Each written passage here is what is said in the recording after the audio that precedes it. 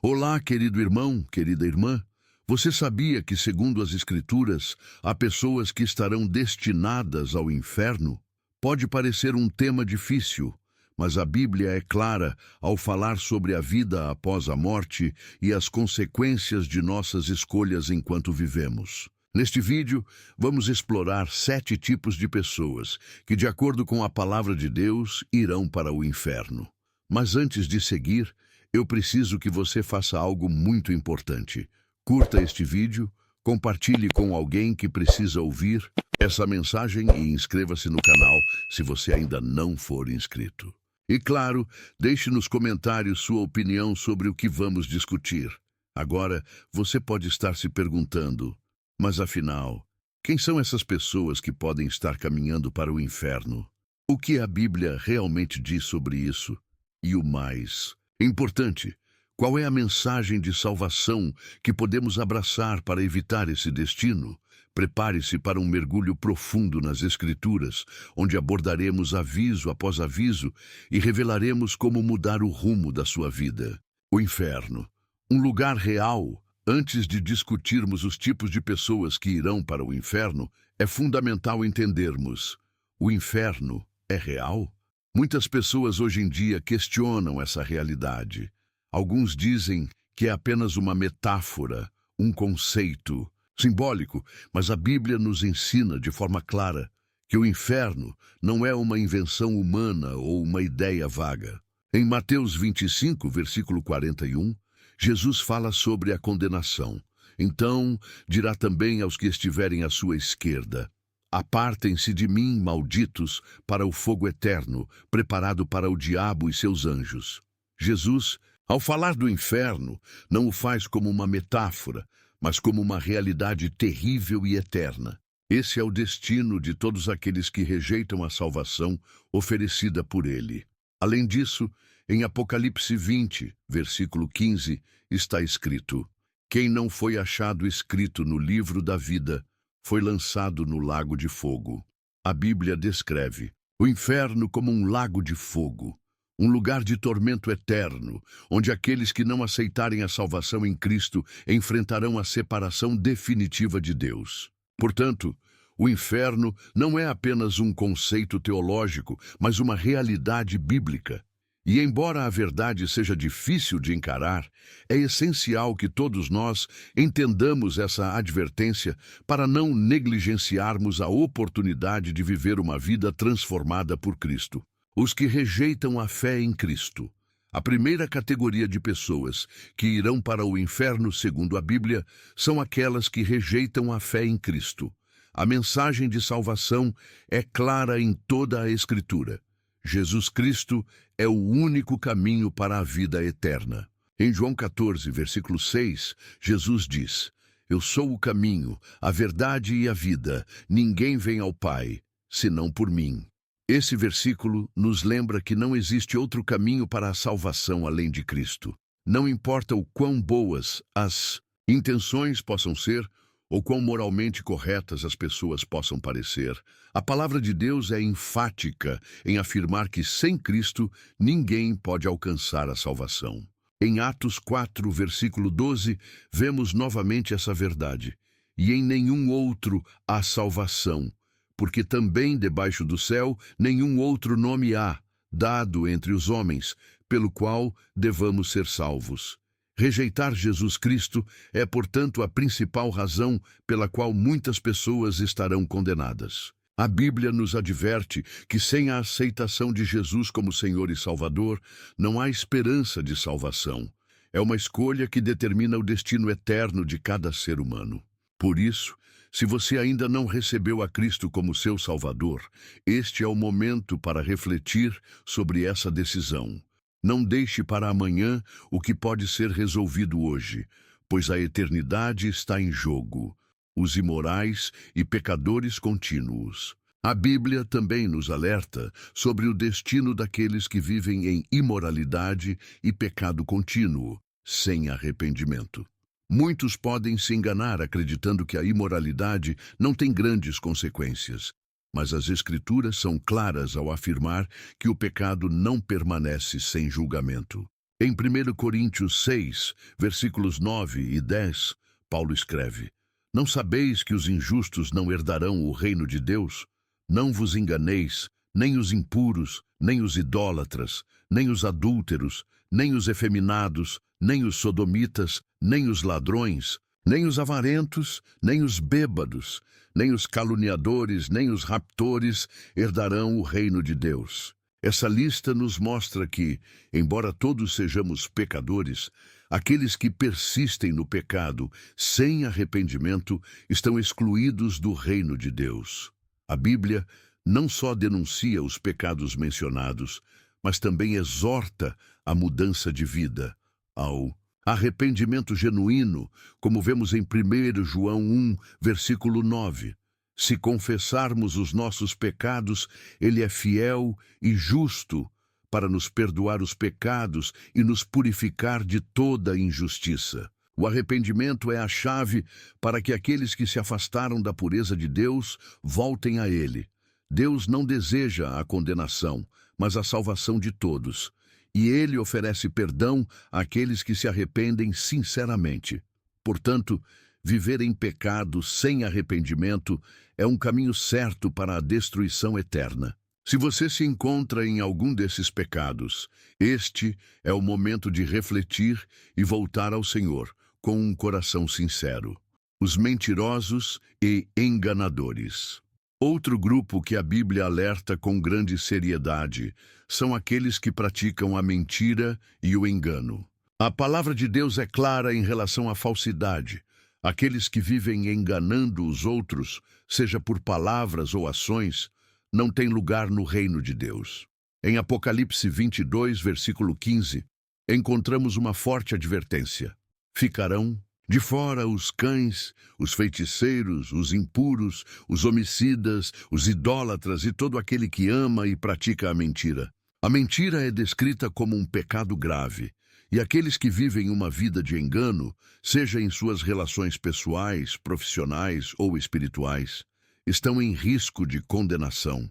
Jesus, em João 8, versículo 44, disse que, quando ele, o diabo, profere mentira, fala do que lhe é próprio, porque é mentiroso e pai da mentira. Isso revela que mentir não é apenas um erro moral, mas uma prática que se alinha com a natureza do inimigo de Deus. Mentir é, portanto, uma atitude que desagrada profundamente a Deus, pois é um comportamento que distorce a verdade divina e prejudica os outros. Além disso, a Bíblia nos ensina que todos devemos ser conhecidos pela verdade. Em Efésios 4, versículo 25, Paulo nos exorta: por isso, deixando a mentira, fale cada um a verdade com o seu próximo, porque somos membros uns dos outros. A vida cristã deve ser marcada pela honestidade e transparência, e não pelo engano. Se você tem praticado a mentira, mesmo em pequenas coisas, é hora de refletir sobre as palavras que tem dito e os efeitos que elas podem causar. O arrependimento genuíno e a busca pela verdade são essenciais para uma vida de justiça diante de Deus. Os orgulhosos e arrogantes. Outro grupo mencionado nas Escrituras que corre o risco de condenação eterna são os orgulhosos e arrogantes. A Bíblia deixa claro que o orgulho é uma das maiores barreiras que nos afastam de Deus. O orgulho nasce do coração humano e nos leva a acreditar que somos autossuficientes, que não precisamos de Deus e que podemos viver nossas vidas sem a sua direção. Em Tiago 4, versículo 6 está escrito: Deus resiste aos soberbos, mas dá graça aos humildes. Este versículo revela uma verdade profunda. Deus se opõe ao orgulho e favorece aqueles que se humilham diante dele. Quando uma pessoa se torna arrogante e se coloca acima dos outros, ela rejeita a graça de Deus e está se afastando do caminho da salvação. Em Provérbios 16, versículo 18, encontramos outra advertência. A soberba precede a ruína e a altivez do espírito, a queda. O orgulho pode fazer com que alguém se sinta superior aos outros e até mesmo a Deus, levando essa pessoa a tomar decisões que a afastam da verdade e da justiça. Jesus também nos alertou sobre a importância da humildade em Lucas 18, versículo 14, quando disse: Pois todo o que se exalta será humilhado, e o que se humilha será exaltado. Esse princípio é claro. O orgulho é um caminho que leva à queda, enquanto a humildade nos coloca em uma posição de honra diante de Deus. Se você tem lutado contra o orgulho ou a arrogância, lembre-se de que Deus exalta aqueles que são humildes. O arrependimento e a mudança de atitude são necessários para restaurar o relacionamento com Deus e com os outros. Os idólatras.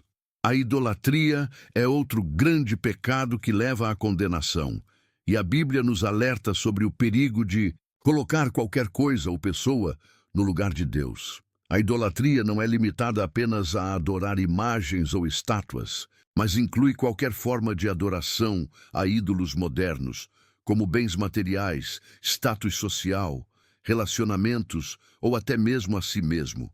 Em 1 João 5, versículo 21, o apóstolo nos dá um alerta direto.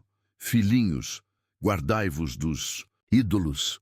A idolatria é uma forma de afastamento do verdadeiro Deus, colocando algo ou alguém no centro da nossa vida que não pode nos salvar nem nos dar a verdadeira paz. Quando colocamos nossa confiança em qualquer coisa que não seja Deus, estamos, de certa forma, negando a soberania divina.